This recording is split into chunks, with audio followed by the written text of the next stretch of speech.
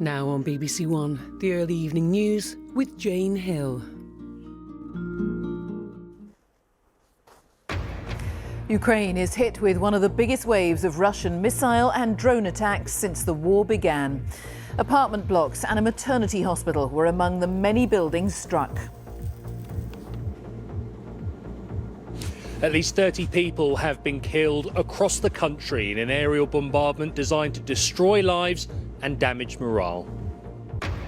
The family of Chris Marriott, who died after a car hit a group of people in Sheffield, have paid tribute to a wonderful husband, dad and friend to many.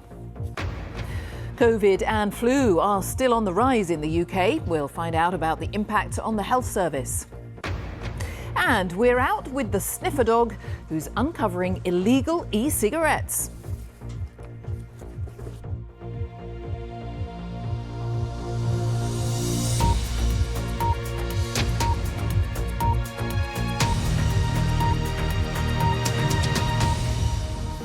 Hello and good evening. Russia has launched one of its biggest aerial attacks on Ukraine since the war began, killing at least 30 people and injuring 160 in a wave of explosions across the country.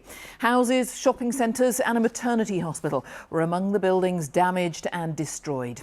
The Ukrainian military says more than 150 drones and missiles were launched at cities around the country. Among the targets were Dnipro in the east, Odessa in the south and Lviv in the west, near the border with Poland. It's believed that a Russian missile entered Polish airspace before turning back. Ukraine's capital, Kyiv, was also hit. Our correspondent James Waterhouse reports from there. It is, and always has been, the whole of Ukraine which is under attack. Kyiv is still Moscow's biggest prize. Air defences have improved here, but this attack proved too much. I was woken up at 7:30 by a horrible sound. It was so frightening. The missile was flying and everything was buzzing, so noisy. You are left in no doubt that this was a direct missile strike. The scale of the damage, the size of the blast zone, the heat caused. You're more used to seeing damage caused from falling debris when a missile is intercepted, but this reflects the scale of this Russian attack. And scenes like this are being replicated right across Ukraine. A lucky escape in Kharkiv in the northeast. This city is familiar with missile strikes, but not 20 in a single morning. A shopping centre in Dnipro in the east, as well as a maternity hospital, were hit. It didn't stop there. This is the port city of Odessa in the south, where a residential block was struck. Zaporizhzhia wasn't spared either, where at least 8 were killed. Even Lviv in the west, which sometimes feels far from this invasion, wasn't immune this time. All military targets were hit, as far as Russia's defense ministry was concerned. Ukraine's Air Force says it had never seen so many missiles in one attack. In a war where Moscow routinely strikes cities it can't occupy, that is saying something. It's been a day in Kyiv which has reminded you of the early days of the invasion, when it was under much more regular attacks. Russia is trying to damage Ukrainian morale. President Zelensky, meanwhile, has been trying to boost Ukraine's hopes, if you like, by visiting one of the most hostile parts of the front line today, the eastern city of Avdiivka. Now, with future Western help getting bogged down in political disagreement, Ukraine is telling the West, we're not just fighting for us, but you as well, as Russia won't stop here. James, thank you. James Waterhouse. The family of Chris Marriott, who died after being hit by a car as he was helping an unconscious woman in a street, says he had devoted his life to others. Police have described the 46-year-old father of 2 as a good Samaritan. He was struck on Wednesday in Sheffield. Our correspondent Olivia Richwold reports from there. Chris Marriott spent his life helping others, at a food bank, for a debt advice charity, and volunteering to make life better for those less fortunate than himself. The father of 2 young boys had a strong Christian faith. When he saw an unconscious woman while out on a walk with his family, he rushed to help her and give first aid. But while he was trying to save her life, he lost his own. His boss said the IT manager would always help others. Chris's sort of whole raison d'etre was to sort of help others. I mean, he would sort of see anybody and be prepared to go and help, and I think he just had a heart for people. This is where Chris Marriott was hit and killed. A wedding party had been taking place in a house in this cul-de-sac. It descended into violence and disorder, and then that spilled out into the street. Chris Marriott was just an innocent passerby.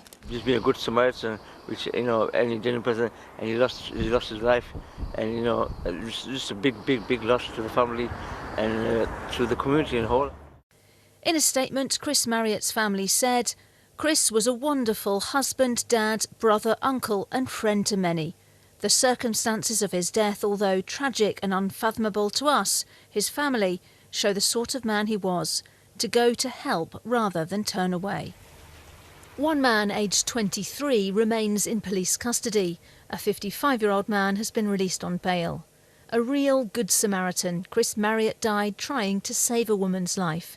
She's in hospital in a life-threatening condition. Olivia Richwald, BBC News, Sheffield. 2 British skiers have died after an avalanche swept through part of a French ski resort in the area of Saint-Gervais-les-Bains. The 2 are reported to be a 54-year-old woman and her 22-year-old son. Another skier was injured. The number of anti-Semitic hate crimes recorded by some of the UK's largest police forces rose sharply in the weeks following the Hamas attack on Israel. Data released by 31 forces show incidents peaked in larger urban areas, including in West Yorkshire, the West Midlands, Greater Manchester and Merseyside. However, hate crime overall appears to have fallen significantly over the last decade.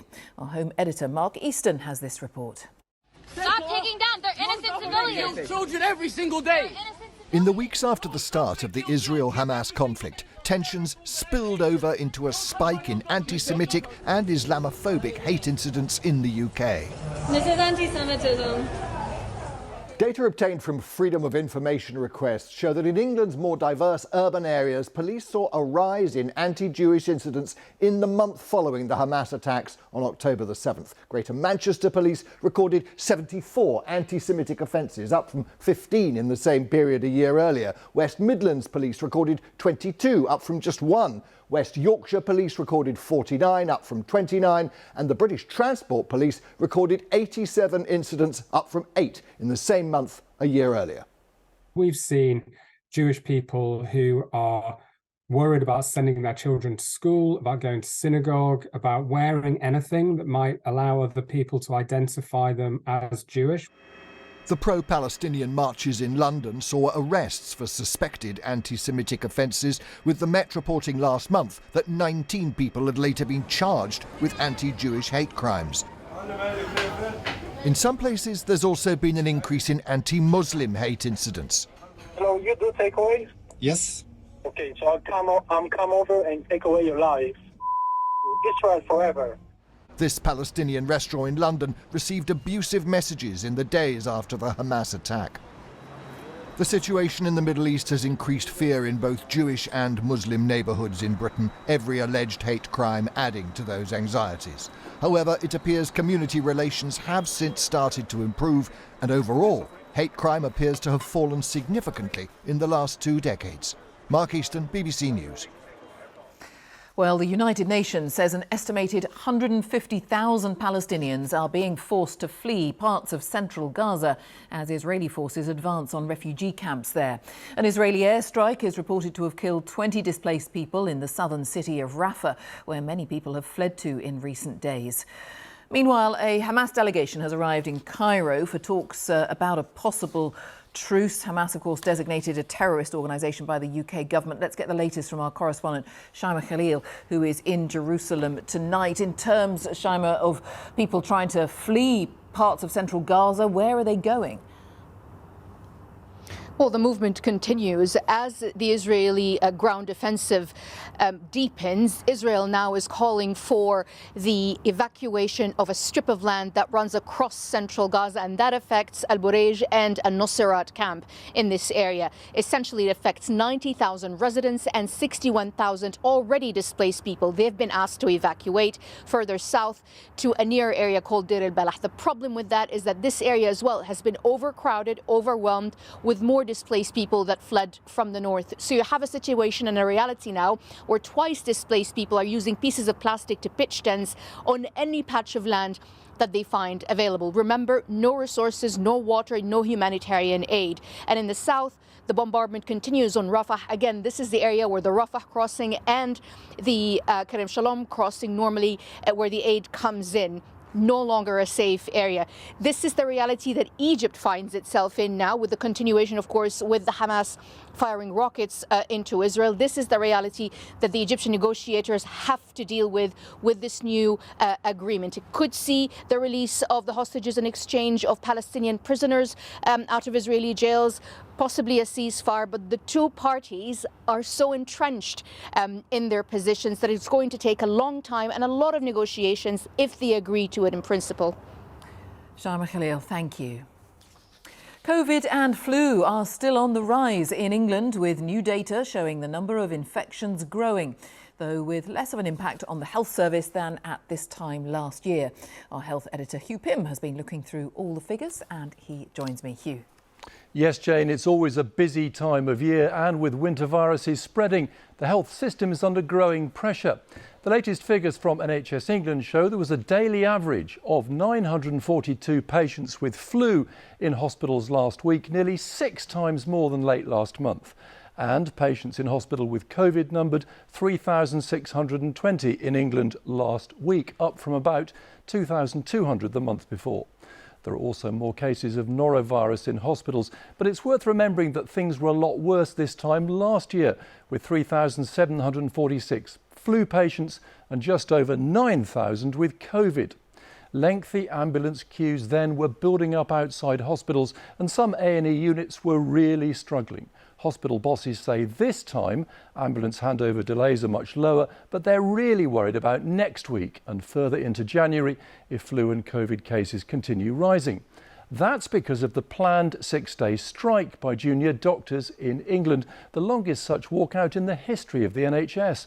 The action will begin at 7 a.m. on Wednesday, January the 3rd, and continue till 7 a.m. on Tuesday, January the 9th. In Wales, junior doctors will be on strike for 3 days in mid-January.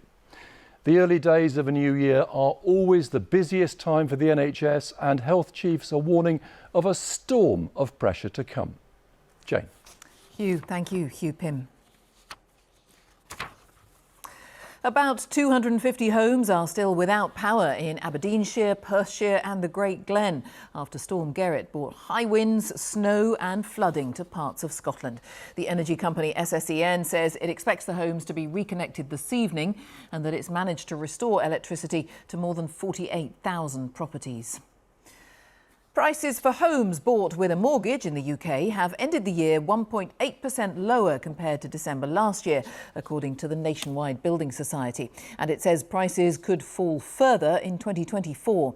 The lender says consumer confidence remains weak, despite suggestions that the Bank of England may cut interest rates next year. Our chief economics correspondent Darshini David reports. With 14 interest rate rises over the last 2 years, mortgage rates have tripled since 2021. That's taken their toll on buyers. Prices of properties sold with a mortgage fell by 1.8%, according to the Nationwide. They slipped in all parts of the UK except Scotland and Northern Ireland. But analysts were expecting an even bigger decline.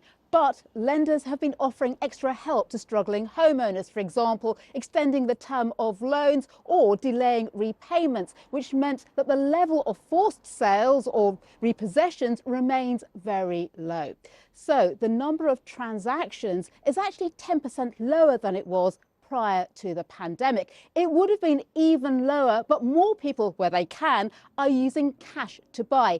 They're not covered by the survey. So, what lies in store as 2024 looms? Well, mortgage rates are starting to ease. However, the average first-time buyer is still spending 38% of their take-home pay on mortgage repayments. And renters too are struggling. So, with affordability so stretched, many analysts think it could be another subdued year for property values. Darshini David, BBC News.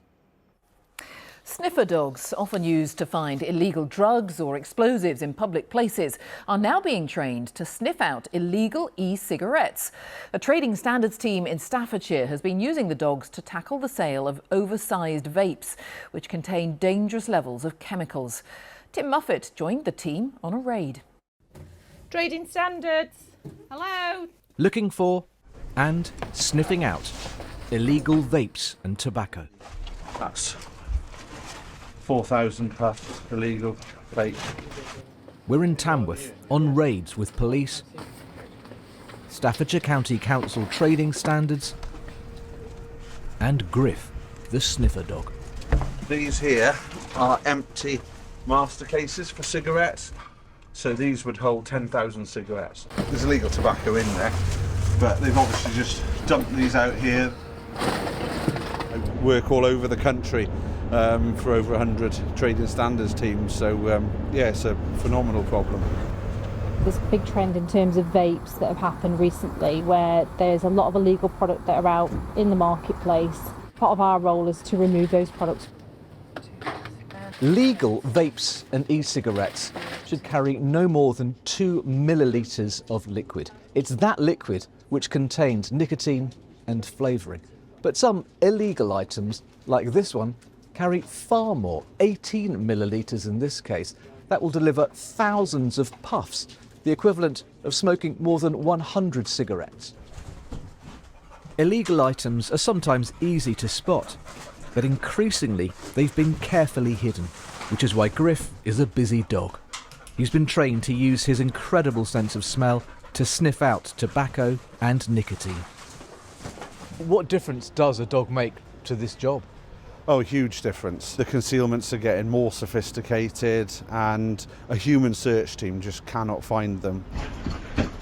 In Derby, Griff found quite possibly one of the most sophisticated illegal tobacco concealments that we've ever found. It was a whole kitchen unit with the fridge, the cupboards, everything. It had all been mounted on hydraulic rams and using a remote control. The concealment would raise up to actually create a hiding place for the cigarettes and the vapes. Without a dog, there's absolutely no way you would have found that concealment. It could mean more work for Griff, but not to worry. He seems to love it. Tim Muffet, BBC News, Tamworth. And just before we take a look at the weather prospects, let's just bring you some very happy news for one of our weather presenters. Many congratulations from everyone here to Carol Kirkwood and her partner Steve, who announced this morning that they got married on Wednesday. So nice to have something to smile about, isn't it? Thomas Schaffernak is here. Hello. We're so happy for both lovely. of them. Yeah. Not too happy about the weather forecast, though. In the run-up to the new year, we're in for another bout of rain and gales, so take it steady if you're travelling again. Snow possible, or even likely across the northern hills, Pennines and into Scotland, the Highlands, and gale force winds will be brought by this area of low pressure. Don't think it's going to be quite as nasty as the one we had just days ago, but still a punch, wind and rain on the way.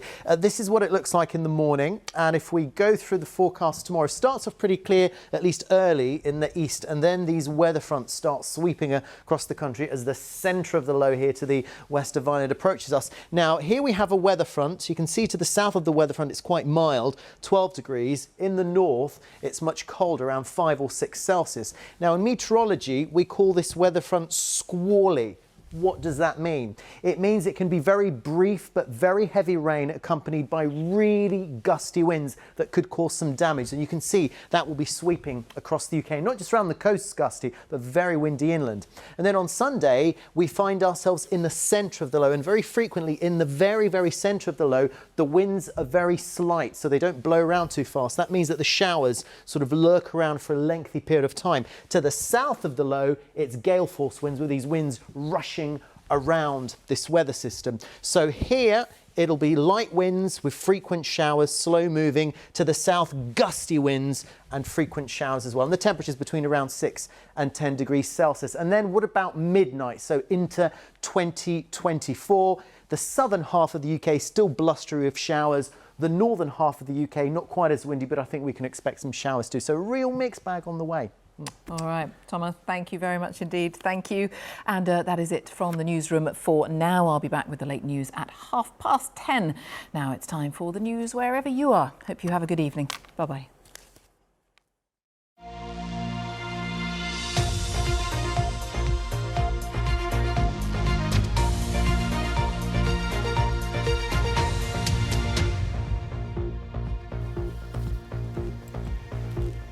Good evening, I'm Alice Bandukravi. London has seen an increase in the number of people with COVID, flu or norovirus over the past few weeks, with more cases here than in any other part of the country. The NHS in London is advising all those eligible to come forward for jabs, as the capital has the lowest take-up rate in the country. Lee Milner reports. The phones haven't stopped ringing at Fulwell Cross Medical Centre in Ilford. In fact, they're fully booked today. And it's no wonder London has seen the biggest increase in the number of COVID, flu